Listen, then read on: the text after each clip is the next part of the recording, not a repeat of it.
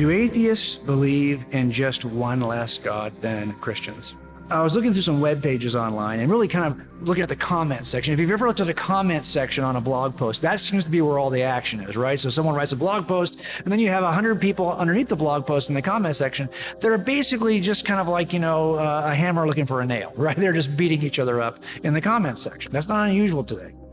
And sure enough, I heard someone make a complaint, which I've heard so many times before, this idea that, hey, you know what? I, as an atheist, this gentleman was saying, I reject all the gods of mythology. You and I are so much alike. We're actually both atheists, you, Mr. Christian, and me, Mr. Atheist, because we both reject all the gods. The only difference between you and me is I reject one more than you do. And I reject all those gods for the same reason that you reject those gods, but I just reject your God for the same reason that you reject Zeus and Attis and Adonis and all the other gods that preceded Jesus.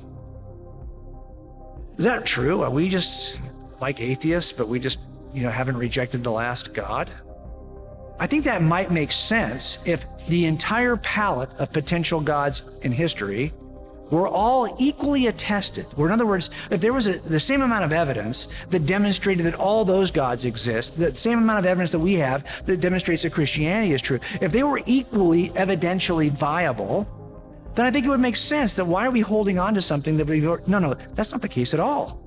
It turns out that the level of evidence that you might present to make a case for any god of history, of Cyrus, you name it, compared to Jesus, there is no comparison to the amount of manuscript evidence, to the early dating of that manuscript evidence, to the way that evidence was written down and maintained and transmitted over the centuries.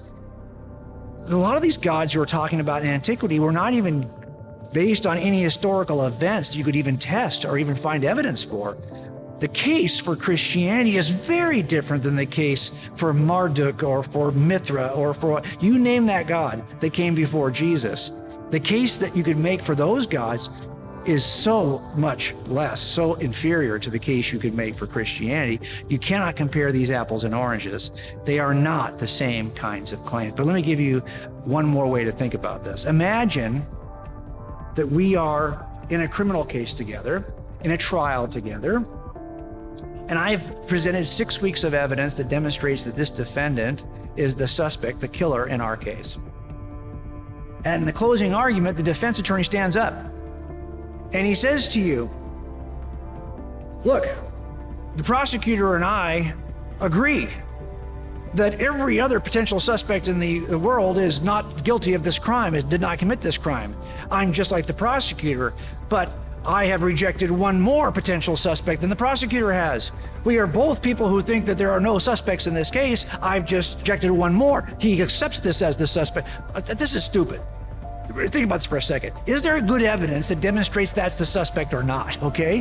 Whether there's no good evidence or whether you've rejected other potential suspects does not say anything about whether he's the suspect in the case. The only thing that describes him as the suspect is the evidence you're offering to support his case, the case against him. Either we have a case against him or we don't. But an idea that you don't think anybody else did this murder, so why should we think he did it? Who makes that kind of a case? The issue really is, do you have enough evidence to demonstrate that he did it? When it comes to Christianity, the evidence is there. We have to make the decision. Is there enough evidence to demonstrate that Christianity is true? It matters not how many other possibilities there are.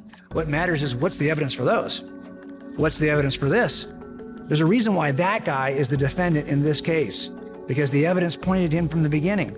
There's a reason why Christianity is still on the table, although all those other gods are no longer worshipped, because the evidence is on the table. There's good reason to believe that Christianity is true. We haven't just rejected one less God. We've found the one who is God.